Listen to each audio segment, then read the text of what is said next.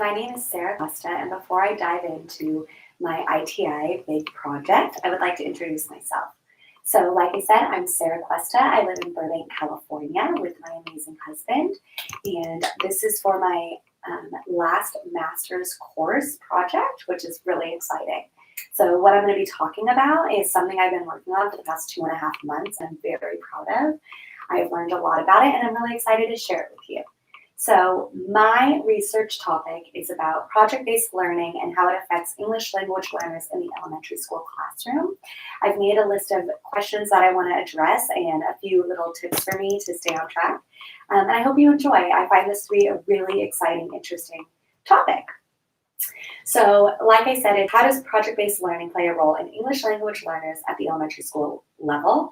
That's my main topic question. My sub-question is, how can a teacher effectively assess not only the end result of a project, because in project-based learning, all the students are learning at their own speed. They're all researching, they're all doing their own research to get to the end, but they're doing it at their own speed, okay? So they're not all at the same progress at the same time. So how does a teacher assess all these little minds working at their own speed and know that, they're maintaining the chaos of a classroom of 30? I think that's really important for a teacher standpoint. It's like, how do you maintain everyone's learning at the different speeds, but they're all getting to the same end result? I think is really exciting. And how do you help your students along the way? How do you make sure everyone's getting to the end, but you're not rushing this student for being a little behind or making this student slow down? Or I'm just curious about the teacher's role in it, but mainly the students' role and how they get there.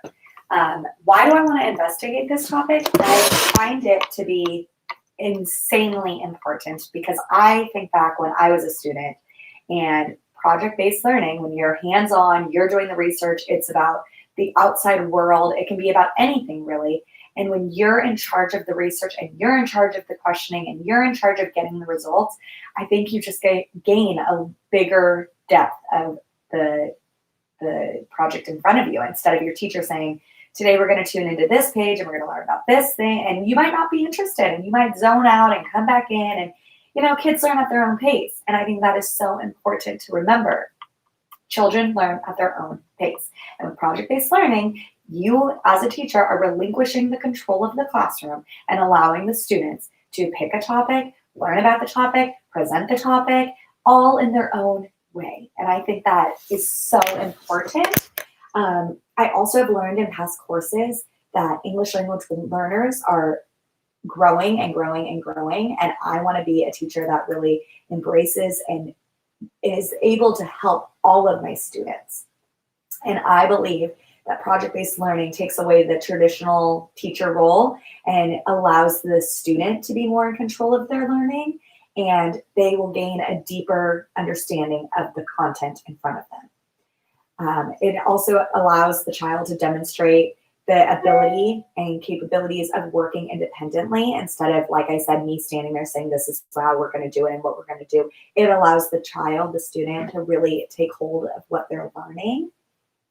It shows that the child's ability to discuss and collaborate with others is there. It allows them to work at their own speed. It develops the child's ability to build teamwork and group skills, something that they will use forever.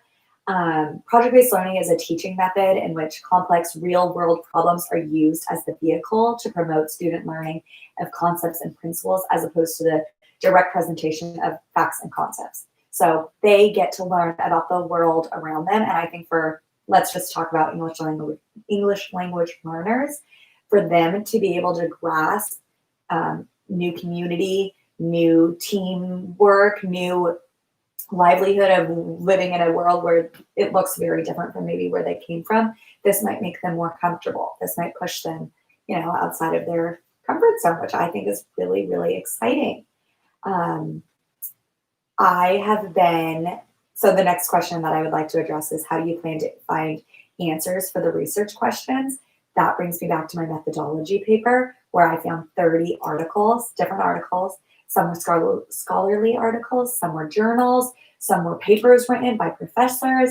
I have spent so much time finding all different resources that are for the teacher and how to be really great at leading but also relinquishing a lot of control for project-based learning. And I've read from students. I read one really exciting English language learner came from Mexico, and he said in the beginning of the year he wasn't able to communicate with peers or teachers, and by the end he was giving a presentation to a board of educators because of how much he learned through project-based learning. And I just thought that was like so important. So after carefully interviewing, this is how I'm going to set up my interview. I'm very lucky. My aunt is a 4th grade teacher and uses project-based learning in her classroom. She is for years. She's going on 34 years of teaching. So I thought this would be like a really great resource. So my plan is I'm going to interview her before the project begins. I'm going to check for UDL. I find UDL to be really important. I also have a survey I will give her to see if she uses UDL in the classroom. This will allow me to see, and also maybe be mindful for her to see. I have a checklist that I will provide her, and she goes through and it'll in the end show if UDL is being used for the class. And I think that is so important. I will interview her. I will ask her, how do you guys pick as a class? How do you guys pick the topic? What do you look for? How do you manage the classroom? What do you, is there surveys for the kids that we can provide? Are there check-ins? We're going to be doing Zoom meetings. We're going to be doing emails. Everything will be documented so I can look back on. Everything will be recorded so I can look back on. I will be investigating the topic of the project, but it'll really be through her and how she leads the class. I will not have contact with the children. I would like to stay out of that, but they are able to show me their work through emails if they're willing. The plan would be to better understand how the teacher helps the students and guides them in the right direction without overstepping. How does the teacher manage the classroom with all of them at different steps? I want to look at specific aspects of PBL for ELLs. Like I said, UDL and the research behind that, the survey. Once the work is completed and received, analysis of the project will be done, lesson planning, interview notes, assessments can be analyzed. I'll be using qualitative analysis methods. The data will be coded and themes will be determined to see if the general education with the ELLs, is there a theme, is there connections, is there working together, is there, I'll be able to see more clearly if there's similarities and differences. I will take notes from the interviews and the lesson plans. They'll provide me insight into themes. The interviews and lesson plans will be provided insight into the classroom because I will not be able to be there personally, which is a little bit of a bummer, but it's okay. It'll show me the differences between the ELLs and it'll show me a lot, which I'm very thankful for. I will be looking at 6 students' lessons. Their lessons along the way. I've talked to this teacher already, and she has informed me that there are 6 students that are willing to provide me their projects, which is really great. I will be looking at, I have a mix of genders, I have a mix of races, I have a mix of backgrounds, which is awesome, which is really great. And I'll be looking for themes across them between individual projects. Comparing, looking for, differences, similarities. I want to dive into what National University's librarian offered me, which was amazing. I'm kind of connect her to my last question today.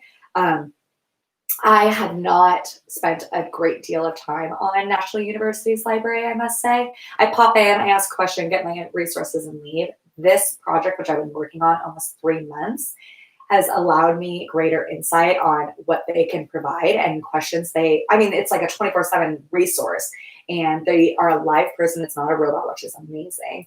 And I'm able to ask them questions and say, but this is what I'm looking for. How would I find more information on this, but maybe not target this? And it was like really a great resource. Like I said before, I have journals, I have scholarly articles, I have amazing resources for a 3-month project. My qualitative research, like I mentioned above, constructing knowledge by examining data within specific contexts that are determined based on their unique cultural backgrounds. I'm really going to bring in their culture and their backgrounds and their traditions because I want to make them comfortable and I want to be able to learn from them. There are a variety of methods of data collection in qualitative research, including observations, which I'll be doing, textual or visual analysis, which is like from books and videos, which my teacher that I will be interviewing said I can have, that she has. I haven't seen that yet. and interviews, individual and group. I will be doing individual with the teacher, but that is where I am there. And then finally, with the viewer, if I could travel back in time, what kind of advice would I give myself in terms of research strategies? I will pat myself on the back for time management. This I really saw I did a really great job with. I really timed things out. I really took my time. I never was stressed on that. Organization I would like to work on. I would like to make folders in the future, a way of containing all my information, maybe adding tabs to know where things are so I can flip through faster. I kind of have a notebook right now of a lot of interviews that I've done with the teacher and a lot of photos she sent me, but it's all together. And when I go through it to find like one specific question or one specific sub question or research question, I find myself scanning a lot, and I would really love to spend some time without that, where I can just pick up my folder, piece together. I think picking a topic that you're really excited about and really interested in is really important also. Like I said in the beginning, I think project-based learning is really important for children now and for their future. What they would grow or what they would learn is huge, and it's not traditional, which I also find to be really exciting. I was the student in classrooms that if I wasn't hands-on learning, I kind of had a tendency to look around, doze off, like I got distracted really easily. But if you're the one in control of learning and you're the one having to do it all, there's not really a lot of time to not be interested. I think it's really awesome. And lastly, what are my plans for my future after I complete my master's program? I plan to do my student teaching. I believe I'm going to do it in fall 2021, which is really exciting. I'm going to take spring off. I'm going to continue my nannying. I'm a nanny for 2 children that I adore. I adore this family, and I don't feel like the timing is right for me to leave yet, but I will be returning for student teaching. And my dream will be elementary school teacher, and I will be using project-based learning in my classroom, and I really look forward to looking back on this project and seeing it in action, which is really just so exciting. So that is all for me. I hope you enjoyed this. I really enjoy talking about project-based learning and English language learners, and that is all. Have a great day.